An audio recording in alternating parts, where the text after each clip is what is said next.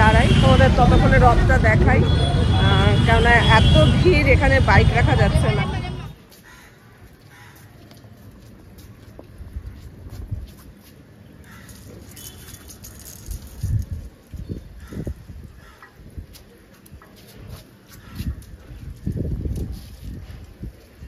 সুপ্রভাত বন্ধুরা, কেমন আছো তোমরা সবাই? ঘরে বাইরের একটা নতুন পর্বে সকলকে স্বাগত জানাই। আমি সকাল সকাল ব্লগটা শুরু করলাম। এই কাপড়টা মানে কদিন আগে পরেছিলাম, এই কাপড়টা দুদিন আগে পরেছিলাম। রোদ উঠছে না বলে রোদে দেওয়া হচ্ছে না। আর দেখবে বর্ষাকালে কাপড় জামা যদি ওই রকম অবস্থায় না ধুয়ে রাখা হয় মানে আলমারিতে, তাই দেখবে গন্ধ হয়। সেই কারণে একটু রোদে দিয়ে দিলাম। ছাদে এসে চাল কুমড়োটা দেখা যাচ্ছে না, কারণ চাল কুমড়োটা কালকেই পেরে নেওয়া হয়েছে। আকাশে মেঘ যেরকম আছে, আবার কিছুটা অংশ পরিষ্কারও দেখা যাচ্ছে। হয়তো বিকেলের দিকে বৃষ্টি হলেও হতে পারে। আজকে হচ্ছে রথযাত্রা। সকলকে রথযাত্রার অনেক অনেক শুভেচ্ছা। কার কার বাড়িতে ছোট বাচ্চা আছে, নিশ্চয়ই রথ সাজাবে আজকে। অয়ন্তিকা যদি থাকতো, যদি রথ চালাতো, তাহলে আমিও ওর মানে সঙ্গে সঙ্গ দিতাম। কিন্তু অয়ন্তিকা ওর মাসির বাড়িতে গেছে, যার জন্য মানে রথ চালাবার কোনো ব্যাপার নেই। রাস্তাঘাটে যদি বাচ্চারা রথ নিয়ে বেরোয় তাহলে ভালোই লাগবে আমার দেখতে। এখানে বাচ্চাও খুব কম আছে এই পাড়াতে, তবে রথ দেখতে যাওয়ার ইচ্ছা আছে। সেটা আমাদের এখানে শখের বাজারে বড় রথ আসে, সেই রথটা দেখতে যাব মনে মনে প্ল্যান করেছি। দেখি কি হয়। আর আজকে কী কী রান্না বান্না করবো, কি করব সেটা দেখা যাবে। এখনও কোনো প্ল্যান করিনি। ছাদের থেকে ব্লগটা শুরু করলাম। কটা বরবটি হয়েছে জানো তো? এই যে অনেকগুলো হয়েছে, 10টা মতো বরবটি হয়েছে। তবে 2-1 দিন পর এটা কাটবো, মানে তুলবো। এখন ছোট ছোট আছে, দেখাই তোমাদের ব্যাক ক্যামেরা করে। এই যে দেখো বরবটি ঝুলছে, দেখতে পাচ্ছ নিশ্চয়ই? অনেকগুলোই হয়েছে, এখানেও হয়েছে। এই যে এগুলো বরবটি, কিন্তু এখানে একটা, এই যে এখানে কিছু আছে। এটা বড় হয়েছে একটু, তাও এখানে আছে কতগুলো। এই মানে 2-4 দিনের মধ্যেই তুলে দেবো। বরবটিগুলো না তুলে দিলে কি হয় বলো তো, পেকে যাবে। আর আজকে আমি আইফোন দিয়ে ব্লগ শুরু করেছি। বাবা না আইফোন দিয়েছে, তো ক্যামেরার কোয়ালিটি কেমন কি তোমরা নিশ্চয়ই বুঝতে পারবে, আর কমেন্ট করে জানাবে। এই যা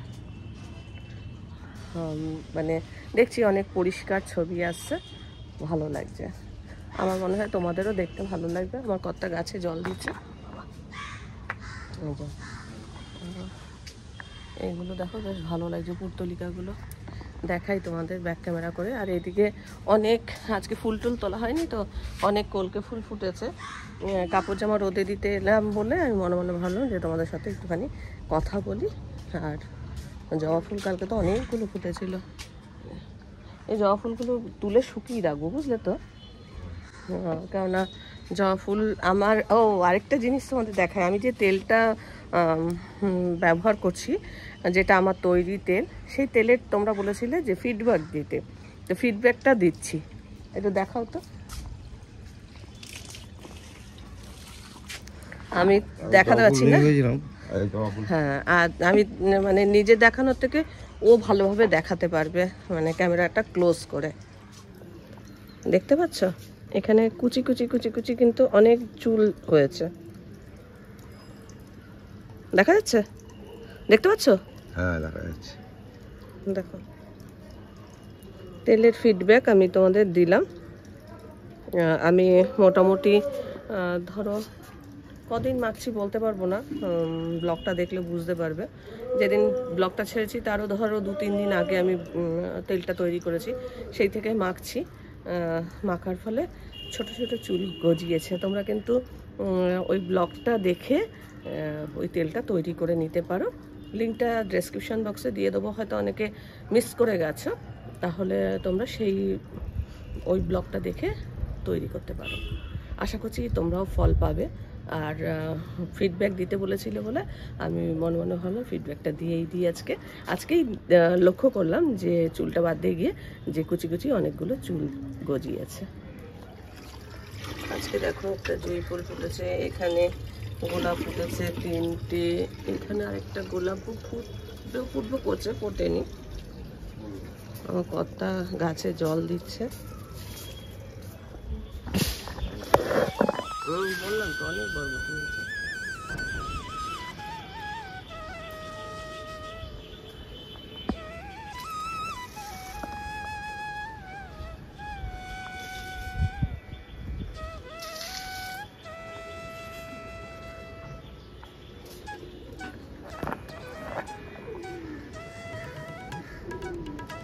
কলকে ফুলের কি মিষ্টি গন্ধ।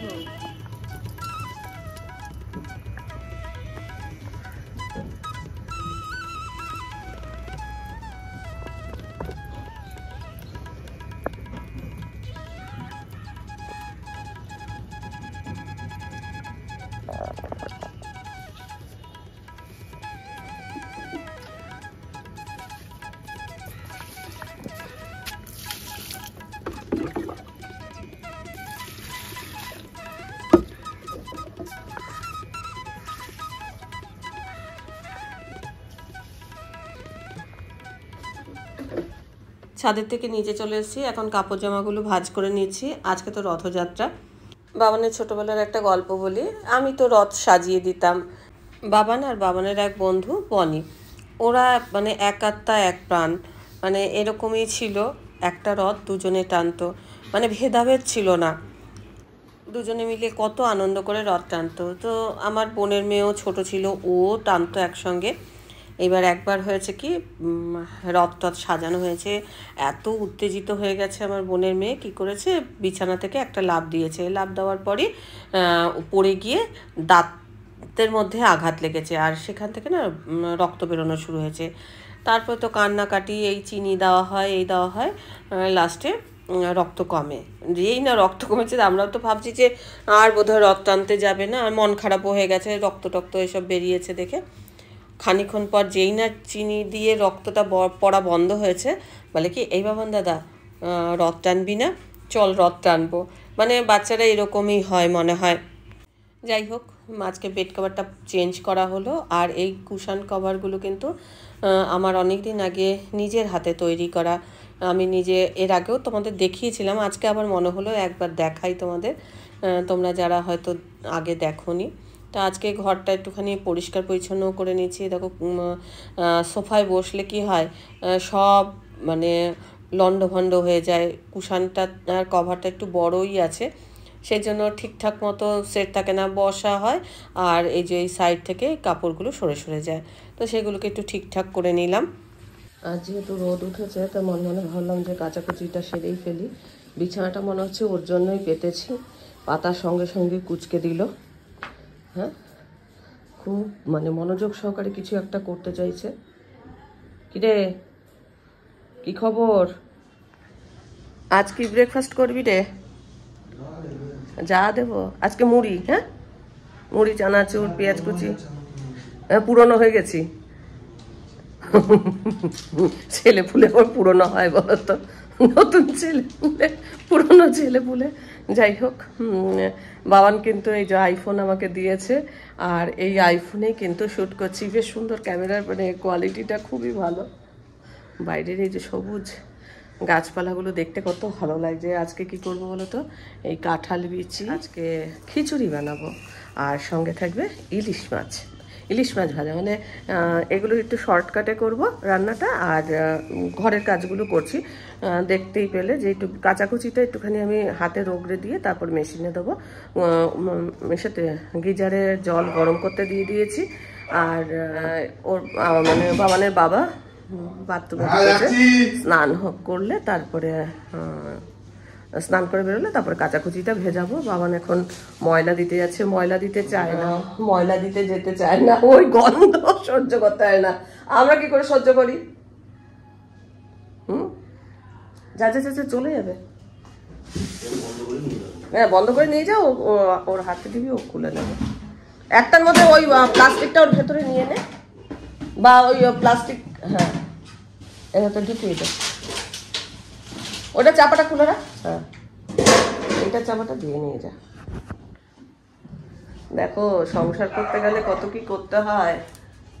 আরেকজন দৌড়াদৌড়ি, ওই দেখ না দৌড়াদৌড়ি করছে, যাবে আজকে বুঝতে পারছে না যে কার সাথে যাবে।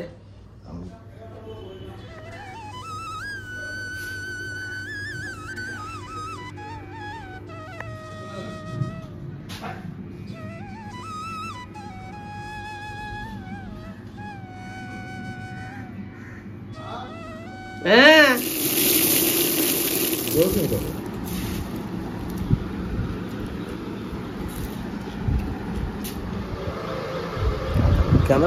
ক্যামেরা ফোবিয়া আছে।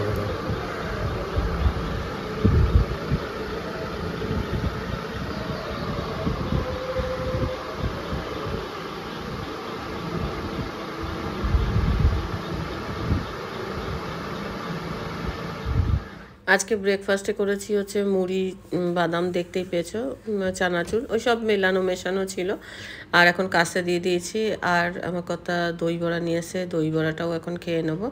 আর আজকে ডাল আনতে দিয়েছিলাম, তো আমি বলেছিলাম মটর ডাল আনতে, তো নিয়ে এসছে ছোলার ডাল। আর ছোলার ডালটার মধ্যে না এত পোকা, একটা আমার ঘরে স্টক করা রয়েছে, সেটা ফ্রেশ রয়েছে, এটাতে কোনো পোকা নেই। এইটা নিয়ে এসছে নতুন ডাল, পোকা সমেত নিয়ে এসছে, এটা আমি ফেরত পাঠাবো। আরেকজন এসছে, পরে আবার ওই যে মটর ডাল নিয়ে এসছে, মুগ মটর নিয়ে এসে খিচুড়ি লাগবে।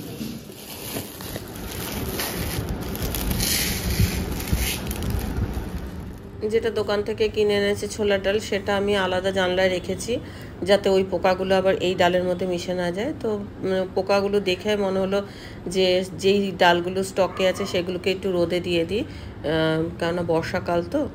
আর দেখো এই জায়গাটা কি ভালো লাগছে। বাজার থেকে বললাম একটুখানি লঙ্কা নিয়ে আসো, লঙ্কাটা ফুরিয়ে গেছিলো, তো বোটাগুলো ছাড়ানো হয়নি, এখন বোটা ছাড়িয়ে কন্টেনারের মধ্যে ভরে রাখবো। কদিন আগে ইলিশ মাছ আনা হয়েছিল, তো ফ্রিজে 2-4 পিস তোলা রয়েছে, তো সেইগুলোকে বের করে নেব। কোনটার মধ্যে আছে বুঝতে পারছি না, তো এইরকম ট্রান্সপারেন্ট কৌটো বলে দেখে বোঝা গেল যে কোন কৌটোটার মধ্যে আছে। তো এখন এটা একটু বের করে রাখবো, নর্মাল টেম্পারেচারে আসলে তারপরে তো এটা ভাজাভুজি করবো। এটাতে আবার মোটামুটি সব ডালগুলো থাকে, তো আজকে মানে ডালের সেকশনটা ফাঁকা, খালি তেল রয়েছে, হিং রয়েছে, এগুলো ডালের মধ্যে পড়ছে না। তো এই জায়গাটা ফাঁকা করে দিয়েছি আর সব ডাল রোদে দিয়েছি। ব্লাড দিয়ে এলো, আর সঙ্গে কি দিয়েছে এগুলো, এটা কি জানি নাকি, খুব মুখ খেতে বলে না দেখা কেন কেন খেলি না, কেন ধর এটাই নিতাম না, খেতে হয় ব্লাড দিলে, এটা খেতে হয়। নিতামই না, জোরজবস্তি করে দিল 80 পাড়ার মধ্যে তোর শরীরের জন্য তো এটা, এটা রক্ত, তুই যেরকম পরের উপকার করলি, নিজের শরীরটা তো দেখতে হবে। এই নিতাম না, কি দিয়েছে ঘুড়ি মনে হচ্ছে।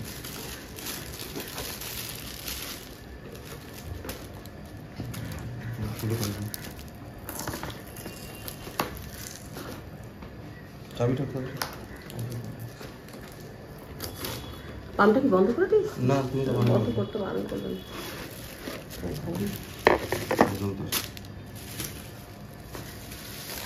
এই টোকাটা করিস না, এই টোকাটা হয়ে যাবে বিরিয়ানি। খিচুড়ি ভালোবাসিস না, তাই বিরিয়ানি দিয়েছে। হ্যাঁ, ওই জন্য তো রক্ত দিতে বাবা 3 মাস হয়েছে ব্লাড দিয়েছে, বাবা 3 মাসও হয়নি। না না, বাবা ধরবে না, বাবা 3 মাসও হয়নি ব্লাড, বাবাকে ধরবে না। বাবা বলছে তুই দিবি, তুই বলছিস বাবা দেবে, বাবারটা কি? হ্যাঁ ঠিক আছে, আমি আসছি বাইকটা রেখে। না না, বাবা দিতে পারবে না, তো না হলে বাবা দিয়ে আসতো।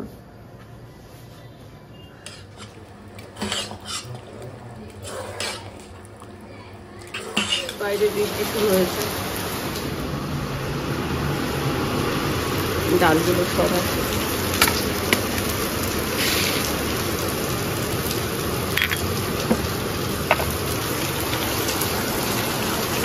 ভিজে ভিজে জামা কাপড় সব তুললো, আমি এখন ভিডিও রান্না শুট করছি, সেই জন্য যেতে পারিনি। শরীর কিন্তু গরম খেতে হয় জানিস, কি এই যে ব্লাড দিয়ে।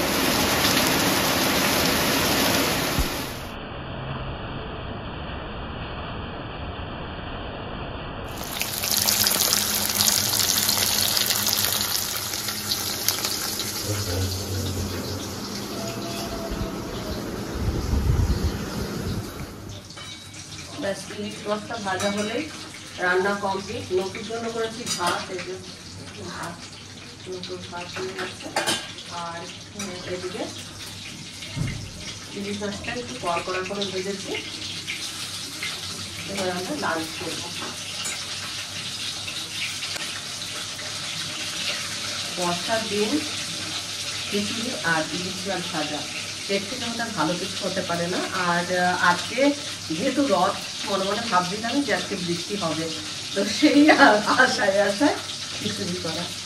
বাবা না অতটা ভালোবাসে না, তবে খিচুড়ি খাবে, বিকেলবেলা বিরিয়ানিটা খাবে। আমরা কি খাবো তার ঠিক নেই, কিন্তু ও বিকেলবেলা তুই বিকেলে বিরিয়ানিটা খাস, আর আমরা খিচুড়ি বাচ্চা খিচুড়ি খাবো। আর নয়তো বাবা আর কি প্রত্যেকবার রথে মুড়ি তেলে ভাজা এসব খেত। মানে আমিও ওই ট্র্যাডিশনটা বজায় রেখেছি। দেখি যদি আজকে না হয় উল্টো রথে করবো, যে কোনো একটা দিন আর কি ওই বাবার কথা মনে করে সেটা মানে খাবো আর কি, ইচ্ছা আছে। দেখা যাক করুন, বাড়িতে বানাই কি কিনে আনি সেটা দেখা যাবে। আর এত দুবার মেশিন চালিয়েছি, এত কাপড় জামা কোথায় মেলবো তা জানি না। এখন মানে অল্প টিপটি টিপটি করে বৃষ্টি পড়ছে। এতক্ষণ মানে খুব জোরেই বৃষ্টি পড়ছিল, কিন্তু এই মুহূর্তে খুব মানে অল্প অল্প বৃষ্টি হচ্ছে। তো চলো এবার খিচুড়ি আর ইলিশ মাছ ভাজা, সঙ্গে রাঙা আলু ভাজা। রাঙা আলু ভাজাটা আমি করতাম না, খিচুড়ির মধ্যে কাঁঠালের বিচি আছে, আলু আছে, আর ওটা করতাম না, কিন্তু করলাম কারণ হচ্ছে রাঙালুটা নষ্ট হয়ে যাচ্ছে। নষ্ট হয়ে গেলে না, যে কোনো অনেকগুলো একসঙ্গে নিয়ে আসে, আর নষ্ট হয়ে গেলে ভীষণ গায়ে লাগে, যার জন্য করে নিতে হয়। তো যাই হোক, এখন চলো মাছ ভাজা হয়ে গেছে, এবার গরম গরম খাই।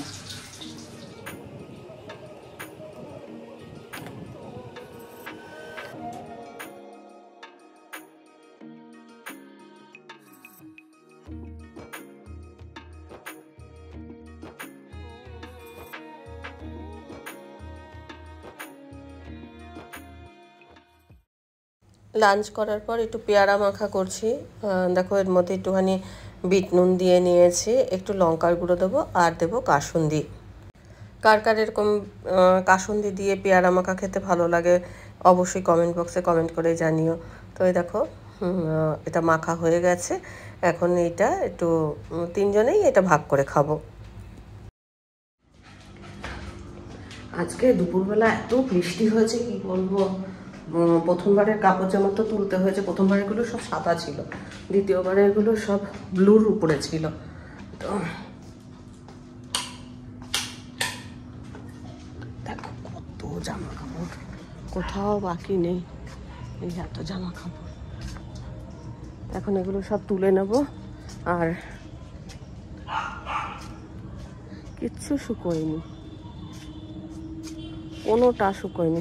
এগুলো একটুখানি তবু হালকা শুকনো লাগছে, কেন বলতো এগুলো একদম মেশিন থেকে নিগড়ে বেরিয়েছে। আর এগুলোতে আবার আমি নীল দিয়েছি, আর খুব ভালো করে নিগড়াতে পারি না। আমার কর্তা থাকলে ভালো করে নিগড়ে দেয়, কিন্তু আমি যখন নিগড়াই আর কি, এদিকটা অন্ধকার লাগছে। সাদা জিনিসগুলোতে তো নীল দেওয়া হয়েছে, আর নীল দেওয়ার পর মানে মেশিন থেকে শুকনো হয়ে বেরিয়েছে, কিন্তু তারপরে আবার নীল দিয়েছি। আমি নিগড়েছি মানে তার মধ্যে জল ছিল, ও যদি নিগড়ে দিত না মানে আমার কর্তা, তাহলে অনেকটা মানে জল নিগড়ে দিতে পারে, আর আমি অতটা পারি না, মানে হয় না। তো সেই জন্য এগুলো মানে কোনোটাই শুকনো নেই, কিন্তু জিন্সের প্যান্ট মোটা, তুলনামূলক ওইগুলো শুকনো আছে। আর এগুলোতে তো নীল দিতে হয়েছে না, এইগুলো একটুখানি শুকনো না, এগুলো মেশিন, এগুলো এখন সব তুলে ওই ভেতরে রেখে দেবো, এত দেওয়ার জায়গা নেই। আর আমার কর্তাকে বলছি একটু চলো না যাই, রথ আমাদের এখানে শখের বাজারে বড় রথ আসে, মেলা না মানে ওই একটু জিলিপি পাঁপড় ভাজা এইসব পাওয়া যায়।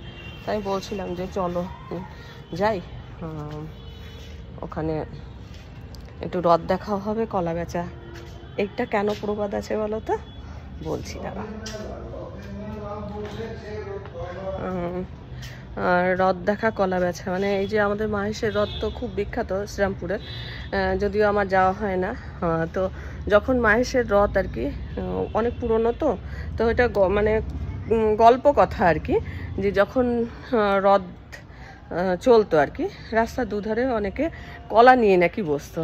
তো সেই কলা যারা রথে মানে ঠাকুর দেখতে আসতো, রথের দড়ি টানতে আসতো, তারা নাকি কলা কিনতো আর জগন্নাথ দেবকে দিত। তো সেই জন্য তো যারা ওই যে ধরো রথ দেখতে এসে কলা বেচতো আর কি, গ্রাম থেকে সব কলা টলা নিয়ে এসে বিক্রি করতো, তো তাদের অনেক লাভটাও হতো।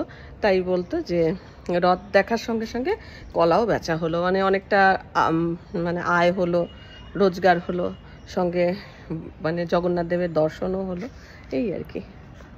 তো চলো এখন আরেকজন এসছে, দুজনে মিলেই তুলি, অনেক তুলতে হবে।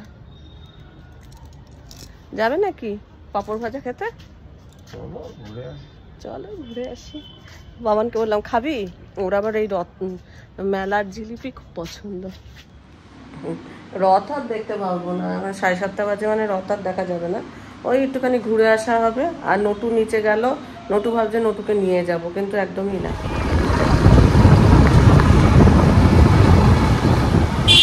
একটা বাচ্চাদের রথ নিয়ে যেতে দেখা যাচ্ছে, একটা বাচ্চা আর কি রথ নিয়ে যাচ্ছে দেখছি।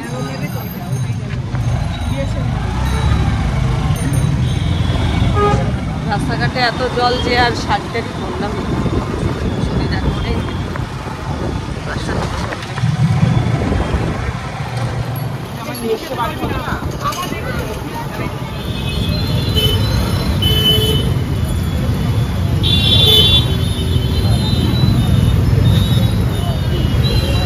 বাইক রাখা যাবে না এখানে।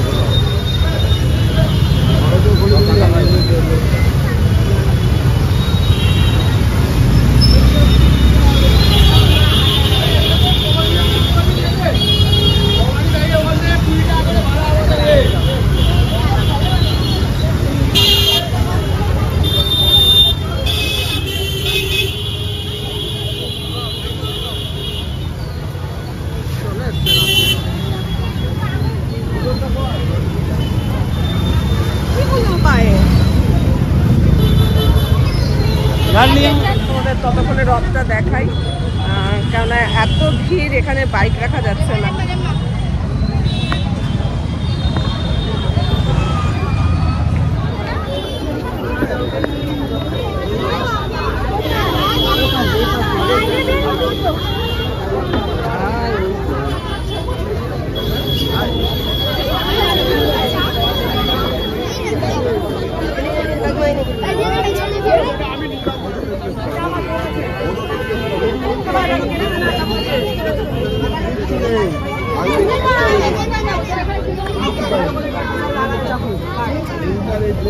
ঠাকুর তো দেখতে পাচ্ছি না, ঠাকুর বোধহয় নামিয়ে নিয়ে গেছে। ঠাকুর কি নামিয়ে নিয়ে গেছে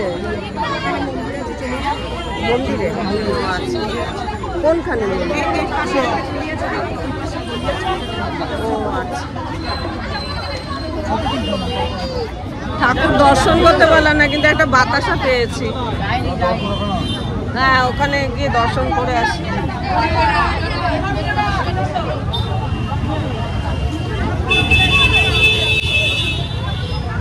প্রচুর ভিড়, মানে গাড়ির মেলা একেবারে।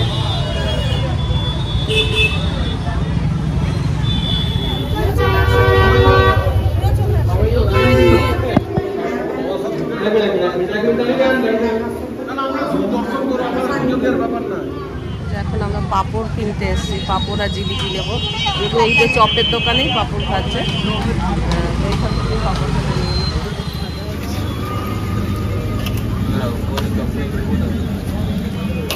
হ্যাঁ,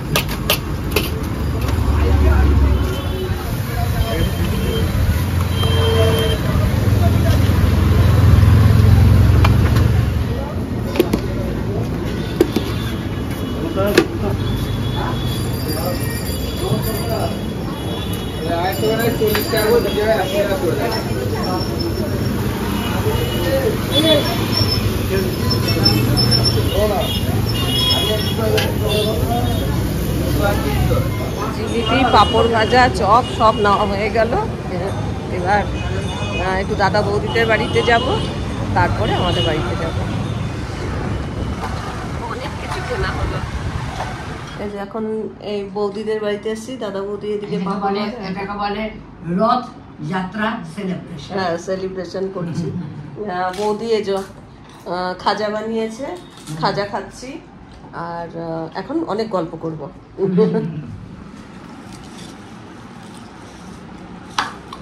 খাইনি আমি এখন, একটা খাবো, বেশি খাবো না।